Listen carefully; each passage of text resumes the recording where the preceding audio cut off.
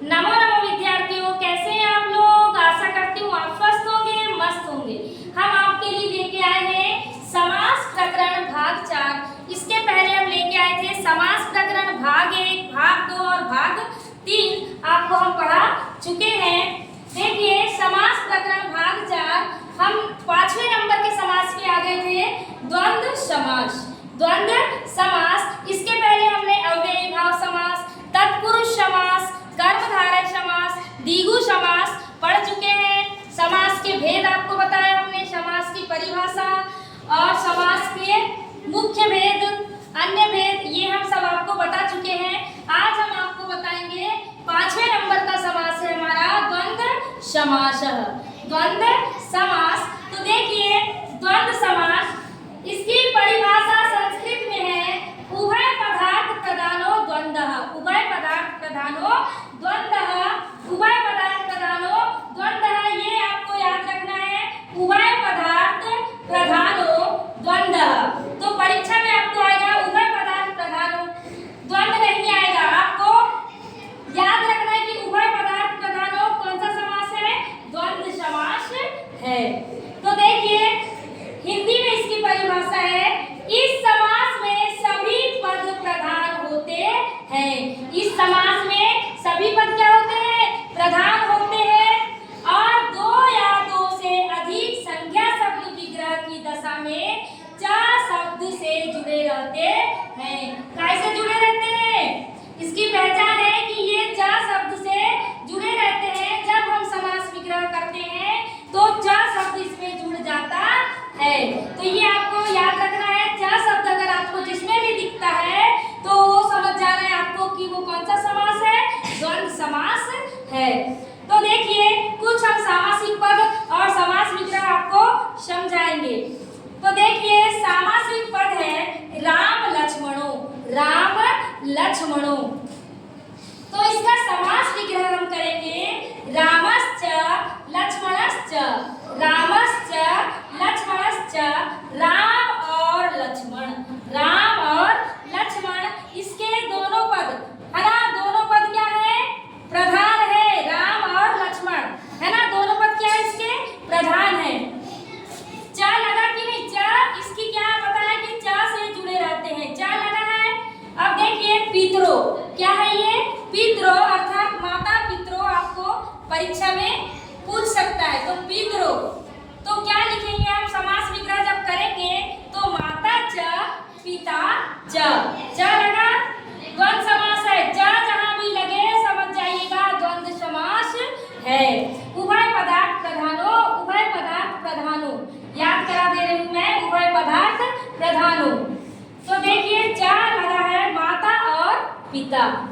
Next है हरि हरो, हरि हरो, तो देखिए हरि च हर च, हरि च हर च, हरि और हर, हरि और हर, तो समझ गए इसमें भी च लगा है।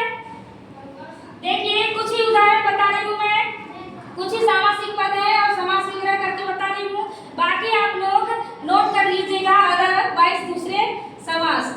देखिए फिर सामासिक पद है धर्मा धर्मो, धर्मा धर्मो, तो धर्मः च अधर्मः च, च लगा है कि नहीं, सभी में च लगा है। तो आपको बिल्कुल याद रखना है कि च जिसमें भी लगा है वहां द्वंद्व समास होगा। तो धर्म और अधर्म, आपको द्वंद्व समास समझ आ चुका होगा। अब हम आपको नेक्स्ट ले चलते हैं 6 नंबर बहुव्रीहि समास, बहुव्रीहि समास। तो देखिए बहुव्रीहि समास की संस्कृत की परिभाषा है अन्य पदार्थ प्रधानो बहुव्रीहि, अन्य पदार्थ प्रधानो बहुव्रीहि। तो ये क्या है, अन्य पदार्थ प्रधानो है और ये उभय पदार्थ प्रधानो था, द्वंद्व क्या था, उभय पदार्थ और अन्य पदार्थ प्रधानो बहुव्रीहि समास। तो देखिए इसकी हिंदी की परिभाषा, जहां सामासिक पदों से किसी अन्य का बोध होता है। तो ये जो सामासिक पद है इससे किसी अन्य व्यक्ति का बोध हो रहा है, किसी अन्य व्यक्ति का जब बोध होता है वहां बहुव्रीहि समास होता है। किसी अन्य वस्तु का बोध होता है या किसी अन्य व्यक्ति का बोध होता है तो वहां है। एक बार फिर से देखिए, अन्य पदार्थ प्रधानो, अन्य पदार्थ प्रधानो, किसी अन्य का बोध होना तो वहां पे होगा बहुव्रीहि समास। तो देखिए, जैसे सामासिक पद है हमारा पीताम्बरः। क्या है सामासिक पद हमारा? पीताम्बरः। तो समास विग्रह हम करेंगे पीतम अंबरम यस्य सह। और एक बात आपको याद रखना है, अगर यस्य सह जहां भी लगता है तो आप लोग समझ जाइएगा वहां बहुव्रीहि समास होगा।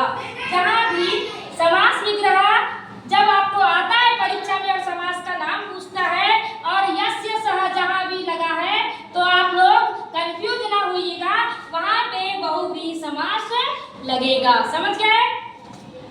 तो पीतांबर, पीतम अंबरम यस्य सह, पीला है वस्त्र जिसका, पीला है वस्त्र जिसका, अर्थात कौन है? श्री कृष्ण भगवान। श्री कृष्ण यानी किसी अन्य का बोध हो रहा है कि नहीं? पीतांबर, पीला है वस्त्र जिसका, श्री कृष्ण।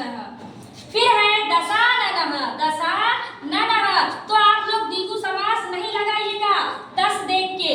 दशानन 10 किसके उसीर होते हैं? तो दशाननः 10 आननानि यस्य सह, 10 आननानि यस्य सह, 10 है मुंह जिसके वह है रावण, 10 है मुंह जिसके वह है रावण। देखिए, चक्रपाणि, चक्रपाणि, चक्रम पाणो यस्य सह, चक्रम पाणो यस्य सह, चक्र है पानी में जिसके वह है विष्णु, चक्र है पानी में जिसके वह कौन है? विष्णु।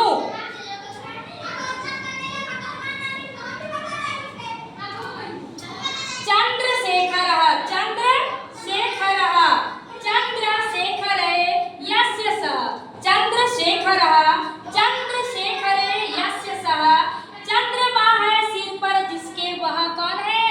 शिव है। वह कौन है? शिव है। चंद्र यानी चंद्रमा, चंद्र यानी चंद्रमा, तो चंद्रशेखरे यस्य सह, चंद्रमा है सिर पर जिसके वह कौन है? शिव है। तो देखिए, आप लोग को समझ आ चुका होगा बहुव्रीहि समास अन्य पदार्थ प्रधानों और द्वंद्व समास उभय पदार्थ प्रधानों। तो आपको आज हम समास प्रकरण भाग 4 यही समाप्त करते हैं। कुछ वस्तुनिष्ठ प्रश्न आपके लिए हम लेके आएंगे और आप लोग नोट कर लीजिएगा अपनी कॉपी में। मेरा YouTube चैनल है कविता सुरेश पवार, को लाइक कीजिएगा, सब्सक्राइब कीजिएगा, शेयर कीजिएगा और बेल आइकन प्रेस कर दीजिएगा, जिससे आगे आने वाले नोटिफिकेशन आपको मिल जाएंगे। धन्यवाद।